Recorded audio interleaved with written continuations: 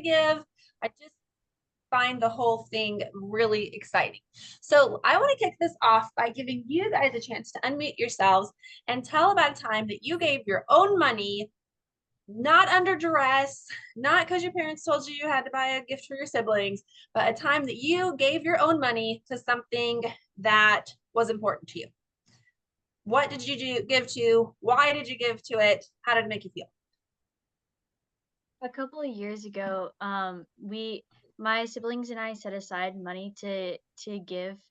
And so a couple of years ago, we kind of all pooled our money together to buy diapers and baby wipes for a crisis pregnancy center. That there's a lot of good people there, and they do a lot of good things. And so we had like a car full of baby diapers and Ah, wipes. That was fun. it is fun, right? Fun's a great word for it. Yeah. So, why did you choose that crisis pregnancy center? We know the people there, and we've heard about their ministry for a long time. We had some friends that know the people there, and they always ask for diapers. They're always needing because they give away diapers to moms and families who need them, and so they're always asking for diapers of all sizes. So Yeah. we've known them for a while, and we knew that that's something that they needed, and so yeah. Good for you. Well, I know for me, one time I was at HEB and I saw a dad trying to buy like a pool volleyball toy, like with two little girls. And he went up to, it was the self-checkout, and he was trying to pay with Apple Pay. And then the lady's like, I can't do that. Like, we don't do Apple Pay here at HEB. So I was like, oh, well, I carry my, so I just went over there and like swiped. I was like, oh, I got this. And I bought them the ball, and they were like, and the dad was like, you saved the day. Like, that was Oh, just really fun to randomly buy, just an $8 toy, but yeah. it was fun. All right. Okay. So let's try to pull some principles from y'all's examples here. Thank you. So in Clara's, we heard that there was a personal connection. She knew the people involved in the ministry. It was a very clear need. They were consistently asking for diapers. Um, and then she felt good. It was fun when she got to see how she was meeting an actual need, right? Then we heard about Miss Amanda. Um, just being able to step in kind of at a random moment and say, hey, I got this, and really making those people's day. So that is fun. Spontaneous giving is fun. So Clara's was more like planning, saving, and then waiting for that strategic moment. Sometimes we have opportunities to give spontaneously. Good. So those are all principles I think that we can apply when we talk about fundraising here for Gigabytes of Guac and Microchips and Queso. So as you all know, robotics parts are expensive, and we love to get donors involved because it lets us build really awesome bots. It lets us have extra parts on hand for when things go wrong.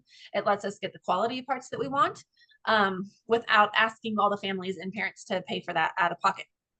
So we do want to reach out to donors this year to be part of the success of both of our teams. And there are 3 avenues we're going to take when we do this. One is personal solicitations. This is like family and friends, just asking your grandma, your aunt, your neighbors, your family and friends. Okay, personal. Then we're going to talk to businesses that we have a personal connection with. Okay, your orthodontist, your chiropractor, your favorite restaurant you go all the time, a business that knows you. And then we're going to reach out to businesses and foundations that we don't have a personal connection. So those would be our cold calls. Okay. And last year, I think we saw sponsorship from these 3 different avenues. We definitely had lots and lots of family and friends that came on board and supported our team. We had businesses that we had connections with support our team. And then we had a couple cold calls, a couple either financial donations or items, right, that were donated to our team. Those can be called in-kind donations, where a software company is like, hey, I'll give you, access to our software. Hey, we'll give you these parts to try. So that is another way that people can donate.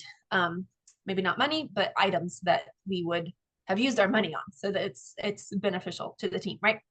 So I am going to pull up a screen here that talks a little bit about some of the terminology we want to use when we are approaching either businesses with this personal connection or the family and friends connection, because there is a lot of very proprietary terminology in robotics that we just talk about it. We're like, oh yeah, first tech challenge and FIRST and FTC, and people are just, what are you even talking about? I don't know what all the, it's like the military. It has all these acronyms, all these things that make sense to us.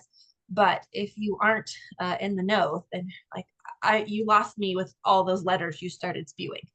So when we talk to people about fundraising, the 3 points we want to be sure we're making is communicating clearly who we are, what we do, and what we want. Okay? Who we are, what we do, what we want. We don't want someone walking away from a conversation going, I'm not really sure what that was all about.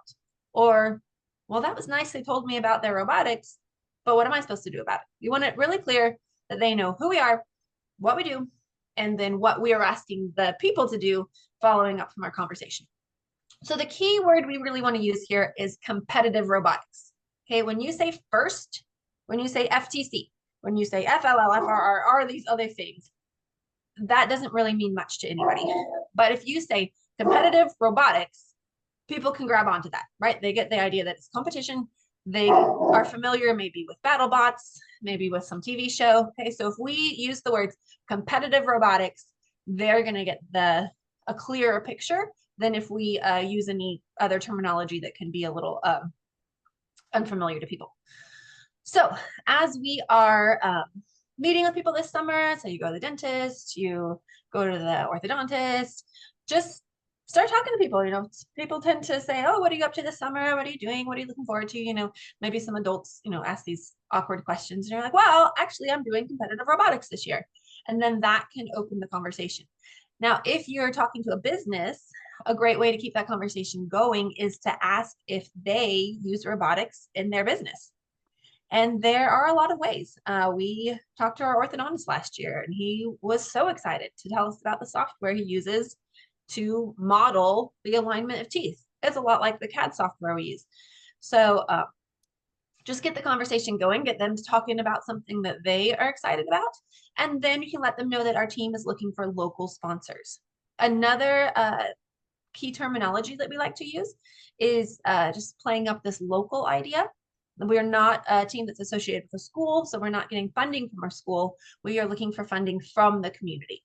So, you know, talk about the name of your team, which is either Gigabytes of Guac or Microchips and Queso. The names make people smile. They say, yeah, so we're a local team, a community team. We're looking for local sponsors. And then you can just briefly explain what the competitive robotics season looks like. Again, we don't want to go too deep into the details, regional, local, you know, area, state. We don't have to go into all that. People are going to have a short attention span for this topic. So we want to get right to the point that we have a competitive robotics season. Last year, we had the opportunity to go to the world championship, right? If you're talking from Microchips and Queso's perspective. And then you can tell a little bit about what your role is going to be on the team. If you know, great. If you're just new and learning, you can say that. You say, you know, I'm new and I'm going to find out. I'm going to try out these different parts of the team. Or you can say, I'm the driver, I'm the builder, or different parts that you know that you can be excited about. Now, for our Microchips and Queso World Champion and Fulminata attendees, woo woo, we want to be sure that when we go back and talk to our sponsors from last year, right? Because donor retention, getting someone who's donated before to come back and donate again is definitely our high priority this year, right? We know they cared. We know they invested last year. So let's go to them first. We want to start out just thank you. Thank you so much. We went to Worlds. It was incredible. It happened because of you. You made this possible. Just wow, right? Take a minute to talk about what an amazing experience it was because they gave. Make them feel amazing, right? That they were part of us going to Worlds. They were. And this donor-centric language, where we're saying, you know, you made it happen. We went because of you. We appreciate you. Just making them feel good for what they did and how it benefited us really goes a long way in wanting them to donate again because they feel like what they did really mattered. So in that case, who we are, they already know who you are, but do they know that you're world champions? What we do, we are building another bot with a new challenge. And what do we want? We want you to be part of it again. Thank you for being part. We want you to be part again. So if it's someone local that you're talking to, I'm down here now at this point, if applicable, invite them to come. We definitely want to ask them for money, right? That's the point of this fundraising, is to ask them for money.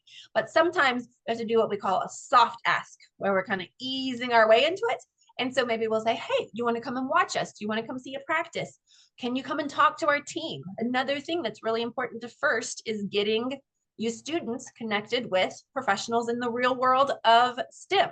And so if it's somebody who would have something to share about any aspect really of science, engineering, mathematics, ask them to come talk to the team. And then you can coordinate that with Coach Daniel, with Miss Amanda or me, and we can get that on the schedule because we love having mentors. We love field trips too. I love field trips. Going and seeing how the fun stuff that we're doing in robotics is going to apply to the real world careers, things like that. So we can start by asking them to be part of the team by coming to visit, and then ask them to consider sponsoring the team. So Ms. Amanda has worked on some incredibly beautiful sponsor packets. We updated the one from last year for Microchips and Queso. We made a new one for Gigabytes of Guac. They're just really nice, tangible handouts. We're going to get printed on nice folded paper like last year. And it's a great thing to leave with someone after your conversation so that they have something to look at and to, okay, oh yeah, this is what they're saying. Oh, cool, okay. And this is what it means to give, and this is how I give, this is where I go. And so we want them to clearly take away from your conversation, what 3 things? Who we are. Who we are, what we do, and what we want. And what we want. Good. So we want them to come away with that, but also giving them that sponsor packet will give them something to look at and something to remember. So let's say you're talking to your favorite restaurant and you give the manager, you talk to him in person, you give him the sponsor packet, he has some time to look at it. Then about a week later, you're going to want to follow up either by phone or by email to ask if they have any questions or if they're ready to come on board as sponsors. Okay, be very positive. Like, I'm assuming you want to do this. How do you want to give? and follow up with them in about a week. Questions about this so far? I want to give you guys some chance to practice having these conversations. I want to hear you in your own words and let you give us just a few sentences on who you are, what you do, what you want, being sure to mention the words competitive robotics and world championship. Who's up first? And sometimes it helps to have the sponsor packet in your hand, right? It gives you something to hold, takes away some of those nerves. You can point to the back page where it shows the sponsorship levels. And then you can explain, we are able to do this because of the generosity of our sponsors, and point to the packet that you have and be sure to leave it with them. We are going to keep doing this. I know it's awkward, but if we can't do it with each other, we're definitely not going to be able to do it with virtual strangers or dentists or chiropractors. So we're going to keep doing it again. And then, yes, I have a couple scenarios that we can go through, whether you're talking to your grandma or your dentist or like a professional or maybe a relative. So we will come back to that. Clara, Roman, who's up? I'll go. Okay. Okay, so should I just do it like it's a phone call? Sure, let's do a phone call. Okay. Hi, my name is Clara. I'm from a local competitive robotics team. Usually I would ask if there's someone specific that I should talk to about sponsoring our team. And if I get to that person, like, this is what I would say. So last year, our team was able to advance to the World Championships for our robotics team. We competed with over 200 teams from all around the world, and we were really successful. But this year, we're starting a new challenge with a new season and a new robot. And in order to do that, in order to make it to the level we did, again, we need your help. And the support from our community and support from local sponsors really helps us get to where we're able to learn and we're able to build a whole new robot. Are you interested in sponsoring our team? Excellent. So did Clara make it clear who she was? Yes, yes. Was it a recap of what we do? Yes, and then she got right to what we want. So fantastic. That is great. All right, who's up next? Everybody gets a turn. You want to get it over with? Just I get saw it over. Riley's hand up a minute ago. Yeah. I can go. All right, Riley, let me hear it. Okay. I'll do the same thing like as Clara did. I'll as a phone call. Okay, phone call. Hi, my name is Riley. I'm part of a competitive robotics team. I was wondering who I could talk to about sponsoring the robotics team. Okay, yeah, that's good. So I'll get transferred to another person. Hi, my name is Riley. I'm part of a competitive robotics team. Last year we were able, with your sponsorship, we were able to go all the way to the world level, which we've never been able to go to. Since our team has gotten smaller because we've lost a member who is graduating, we are joining another team, but we are still the same members. So we'd love if you could sponsor us again this year. What do you think of that? Okay, very good. Very good. So you talked about their part in the success, who you are, that you are the same kids, you transferred to a new team, and then just inviting them to be sponsors. Go ahead and mention the name of your team. It makes people smile to hear the name of your team, maybe some of what your role on the team is going to be. And yeah, just get them and ask them, can we send you a sponsor packet for our new team, Gigabytes of Guac? So that they really make that connection. You could even mention Fulminata, so because maybe that'll trigger for them. So I was telling Coach Danielle and Miss Amanda that I was at the zoo for a fundraising dinner that they had there, and I saw Rico's Cheese. They had this booth, and I walked up to him. I was like, "Hi, I just want to thank you guys so much for sponsoring my son's robotics team, Microchips." I just said my son's robotics team. We made it all the way to Worlds this year, and the lady, I figured she was just a server. I didn't think she was anyone in the upper echelons of Rico's, but she was like, "Oh, Microchips and Queso." And I'm like, "Yes, it was an incredible season." She's like, "Congratulations. That is so cool to hear." So those names are memorable to people, right? We've done a great job just creating such fun names. We want to be sure to get that out there. When you say Fulminata, people are going to remember, "Oh yeah, I know this." Microchips and Queso, we're a little bit famous, y'all. And Gigabytes of Guac is just going to be a new fun name that people are going to catch on to. So be sure to mention that. But I really love that you started out with competitive robotics, right? Because that makes sense to someone who has zero context. Okay, let's pick a new scenario and a new person. Let's do this one. Let's do a new team member. It can be M&Q or Gigi. Let's say you're talking to your uncle, an successful accountant who has watched BattleBots. He is wealthy and he can write a big check, but he wants to make you earn it with clear communication and no mumbling. Sometimes adults are like this. They're just like, "Well, I need you to tell me about it," right? They're like, "I'm not going to give you money for free." So they really want you to earn it. So he has kind of a vague idea of bots, but no personal connection to it. So who wants to try to talk to this uncle and get him to open up his checkbook? Xander does. Yeah, it is. Oh All right. yeah. Here you go, buddy. Take center stage. Okay.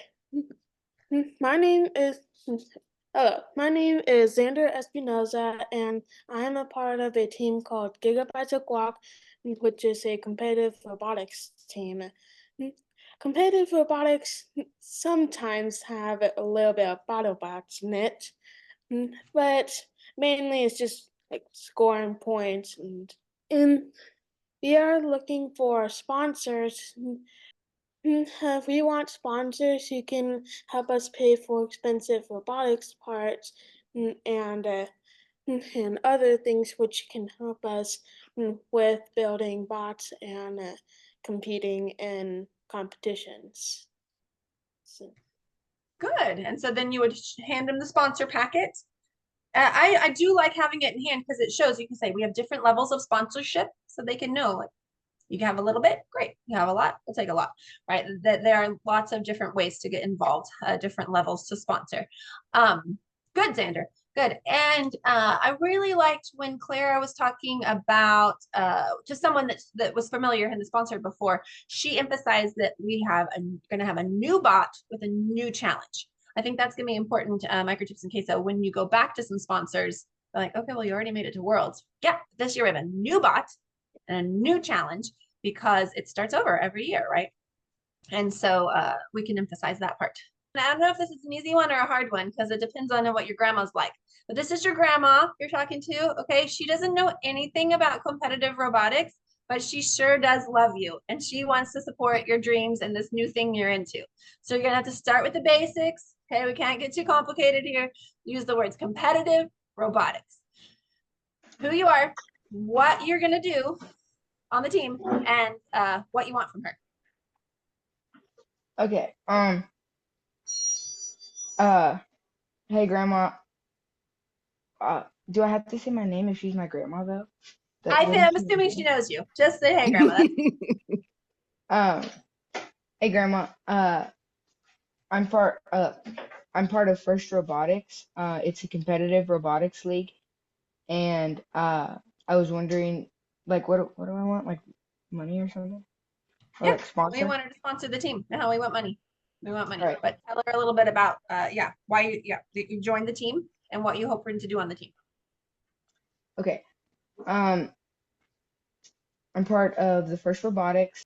I signed up for robots because I enjoy playing with robotics and playing with robots and learning how stuff works. It's very interesting, and it's just a lot of fun. And last year when I was doing it, I found a love for it, and I would like to continue doing robots this year and then next year and so on and so forth. Perfect. Good. So this year you joined a competitive team that will do robotics. And what's the name of your team? Gigabytes of Guac. Excellent. We're a new team. And we're a new team. Yes, we're a new team that's getting started. And so we need to raise money for new parts, right? When you're brand new, we've got to do a little more fundraising. Y'all, by the way, Gigabytes, y'all's financial goal this year is $5,000. So you're trying to get $5,000 because you're a new team that is starting from scratch building your bot. Good. So tell her that, William. Let's pick up from there. That what do you want? So what do you want from your grandma? Since we're a new team, we have to start building our bots from scratch. And we need the money to be able to do that because parts cost money. And without money, we cannot continue to get parts to build or upgrade the bot. So we need the money we need money for the bots. Excellent. Excellent. So so we're gonna say, so we need sponsors, right? We need sponsors so we can build our new bot. And at that point, if you're talking to her on the phone, or if you're talking to her in person, you can hand her a sponsor packet, right? Whether you're at a business or a person, we have sponsor packets for everybody. It's going to give her something to hold and look at, and she can see what she wants to give. So that's great. That was good, William. Okay. Miss Curtis, I have a few things I think might be helpful to throw in there. Let me turn there we go. So first of all, there are some comments that you will hear over and over and over from people that you're contacting, and probably the most common response that you're going to get is, "Oh, is it like BattleBots?" Because you mentioned that, and we hear that almost every single time. And when we first started, we started trying to explain, well, no, it's not really like BattleBots because they don't destroy each other, and you just kind of get confusing if you go off down that track. So the response that we kind of came up with that works really well is, yeah, it's kind of like BattleBot, but it's way harder and way better. And really that's as far as a lot of people want to know. Yeah. If they really get interested, then you can really kind of tell them more about it. But that's a good, easy kind of response that you can have in your back pocket to pull out. And I think that's a good example of other things that you will want to have a response that you've already kind of practiced for some of those questions that pop up. Because I think a lot of people, the most common question that's after that is, well, either what do you need or how much do you need? And I think it's a really good idea to have a quick practiced answer at the ready. For example, you just said that for Gigabytes of Guac, their total fundraising goal is 5,000.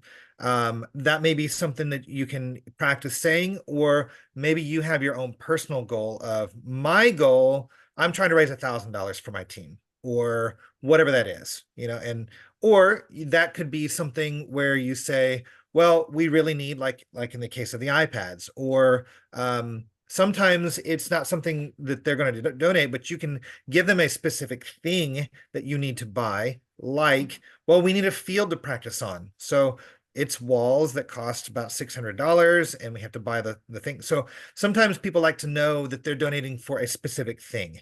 When you say robotics parts, they're like, well, what, like screws? I mean, how expensive are screws, right? They don't know. And like to explain, well, we need motors and servos, and that it just gets kind of complicated at that point. So maybe thinking through some of the bigger ticket items that we need to kind of give them, some idea of what it is that we're going for. And I saw one of the goals on the packet was a CNC router.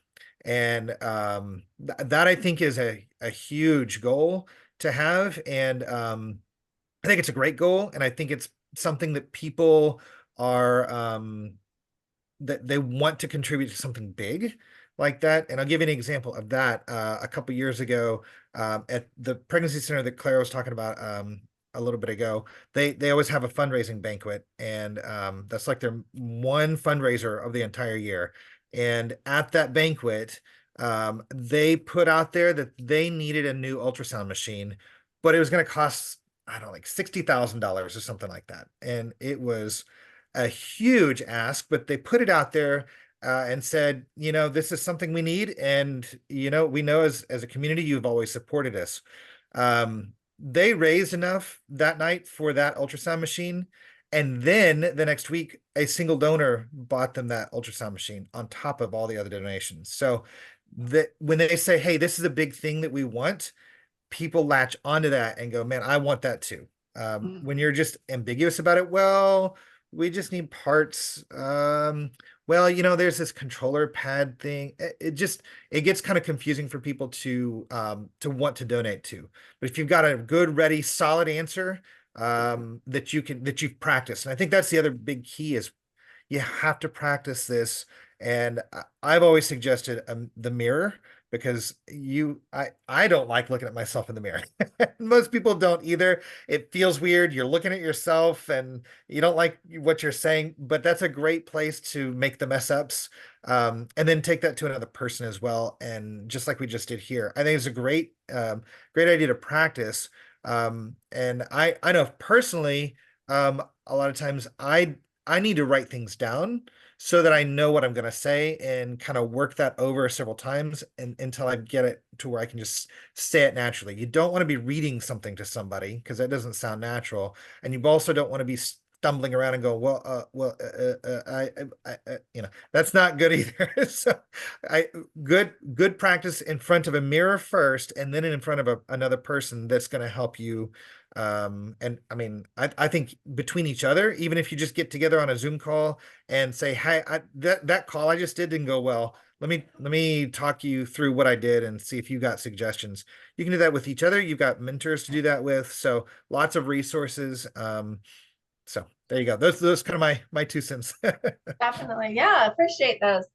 Yes, you guys are going to have some homework from this. I'm going to have you practice saying these words out loud. It can be awkward asking for money, but I've been selling Girl Scout cookies for about 25 years now, so it's no big deal for me to say, hey, what's your favorite kind of Girl Scout cookie? Or you want to buy some Girl Scout cookies? It's not a problem. And the more you do it, the more comfortable you get going in front of people, you know what to say, you know how to say it. So yes, I'm going to send you some homework for each of you to do, and it will take this idea of practicing in front of the mirror and then practicing either with your mom or your dad or one of your other teammates so that we can be confident in what we are asking. Also, we're going to have some great resources for you. You can always check the fundraising channel in Slack, and then we're going to send some of these out via email, I think, and that will be the sponsor packet.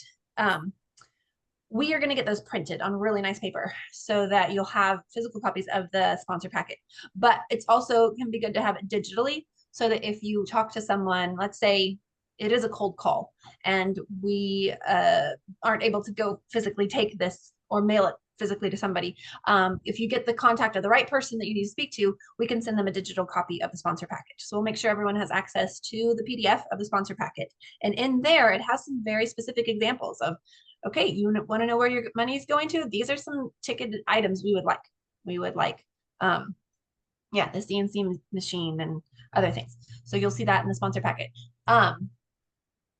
And then you'll see a sample letter. We're going to send you guys all a sample letter that we used in the past. It's not just ready to go today. You've got to personalize it, put your own words in there, your name, just kind of some fill in the blank parts. One of the things I'm going to have Isaac do when he reaches out to our last year's sponsor is just make sure the letter includes thank you, you were part of our success. This is an incredible time that we had. And maybe this is how my role in the team is going to, I'm going to up my game this year. Like, this is what I did, and this is what I'm going to do this year because of all of that I learned. So thank you for helping me advance my own skills to go even, to continue to go far with our team this year. So, I mean, you can't go further than the Worlds, but it was amazing. It's absolutely amazing that we, both of our teams got there last year, and we'll just see what happens. We'll see how far we go this year, but yes. Could you also maybe discuss, I know one of the biggest hurdles that we've always run into is talking to the right person. And I know Riley and Clara kind of both built that into their responses, but if let's say that you're going to try to ask Home Depot for a donation, you just call the Home Depot number. Well, the person that picks up is, they're not going to write you a check. So how do you get from that person to the person that will write the check? Yes, happy to get some input on this from anyone who's had success. Cold calls aren't my, they're not my first go-to. So anyone who's had success with this, I'd love to hear your input. But I think it has to do a little bit of reconnaissance just on the internet, kind of looking through, okay, I think who we're looking for is maybe a director of marketing or some sort of community relations person, right? Because it looks good for businesses to support local kids, right? It looks good for them. It makes them feel good. And we will reciprocate by putting their name on our website, things like this. But you got to get to that right person. So someone in marketing, someone in community relations they can get you to the right person, even if they don't have that decision-making capacity. They can understand what you're doing and then can help you get there. So that's what I'd look for. What else any other advice, Amanda or Daniel, about how to get to the right? Sure. We looked at their website and they actually had the person listed on the website. So that was very easy. But I would suggest checking LinkedIn. If you don't have a LinkedIn, create one just to get access to it, or check under your parents. We do have a M&Q page on LinkedIn. In case you wondered, we've been sharing some posts there and getting some traction. But you can find through LinkedIn, search the company, look at the company page, and then you can usually find the director of marketing. This was a success because we were able to find the direct person to email based on their website. But check LinkedIn, check their website, look for those CMO type people. Yeah, and I would say for us, sometimes, the CEOs never really responded, but if we found somebody lower, that is more helpful. And then look for companies that also sponsor little league teams, soccer teams and stuff. And that's what was on this website was, hey, if you're a team email this. And I actually did, I read their website and I emailed like the email that they listed and like 2 other random people, like that I thought maybe would be a good, and then one of those hit. One of those, so I sent the same email to like you, and you. Hopefully one of you will respond. So, and sometimes filling out the general contact form works, and sometimes it doesn't. Like we emailed one company when we went to Worlds, and actually Xander did. He was like, we really tried right before Worlds. We got like no response. But we filled out the contact form for a manufacturing company down the road, and they're like, sorry, we already sponsor like other teams. We can't do you, but we got a but it was their contact form for like ordering parts or like getting their service. Well, and I also want to encourage us to consider it a win if we get a tour or if we get someone to come to our meeting, right? A financial sponsorship obviously is the focus of this conversation, but those connections for our team, it's good for us. It's good for our outreach portfolio. Getting people just to know about the team and to know about FIRST is a success, right? Getting Coach Marcus, getting Mr. Marcus on board is worth way more than the $200 you might have gotten from the team, right? From that sponsor. So, yeah. You know, one other success that I always saw is if you get a no from a potential sponsor, then you know it's a no. And that's a check mark off your list. That, you know, that's to me, that's a success. Even though you didn't get your goal met there, you're one person closer to getting a donor.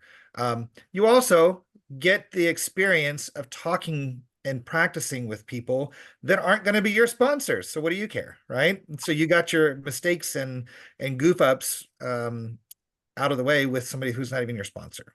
So don't take a no as a defeat. Actually, take it as a win, because you get to move on to the next one, and now you got more experience. One other thing though, what if they say yes? Oh my gosh, I didn't even think about that, right? If they say, yeah, what do you need? That's another thing you need to have ready in your back pocket to pull out and say, well, actually, we have a website. Here it is. Let me email it to you. Here's a packet. If you kind of stumble at that point and say, oh gosh, well, I don't know. That's like, well, do people ever give you money? Like that kind of seems weird if you don't know what to do with somebody who wants to be a sponsor. So that's definitely, you want to carry that scenario all the way to the end of, yes, I'm going to send you a link. And by the way, maybe you already have an email set up already that you can copy and paste and just hit the send button with them on the phone. And hey, did you get it?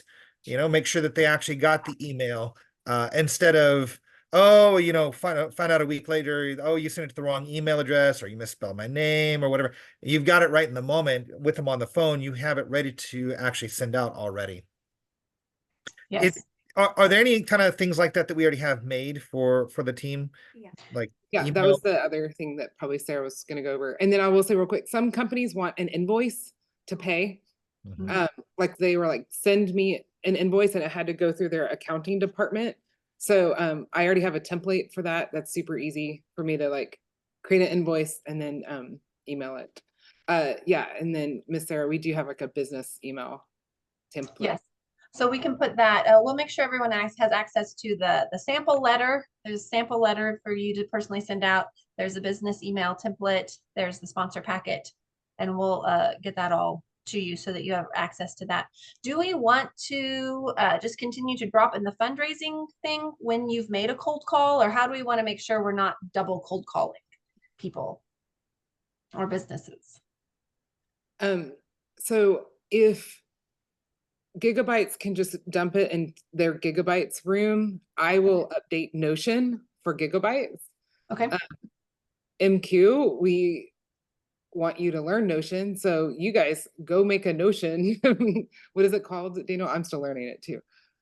It's database. So yeah, you can create a tracking database that would list the donor and then all of the relative information, person assigned, team member assigned to calling them, what's their, their contact information, the person, company name, person name, phone number, date contacted, yes or no, follow up, that type of stuff. So Oh, and one other thing I wanted to say was, you can, if people really ask questions, we also share STEM in the community. And you can give them stats of like how you did that last year. Cause they're like, it's not just the team, we're sharing STEM with everybody, with like thousands of people throughout the year. Cause that's part of the mission of FIRST and our team is not just competition, but all that. So do you think you know what to do? Are you excited about fundraising? What do you think? Are you nervous? Are you excited? If it's over the phone, I think it'll be fine. In person, that's where I'm gonna get nervous, I think. Yeah, we'll practice a little more. I think the practicing in front of the mirror is great. So, all right, well, we're here as a resource and we'll continue to stay in touch. Send all the documentation you need. And yeah, the thing, I think the most important thing is just to smile, have confidence. You know, this is a great organization. We're giving people an opportunity to be part of something really cool, really good for kids. And people like knowing that they get to be part of something that's making a difference. So ask with confidence.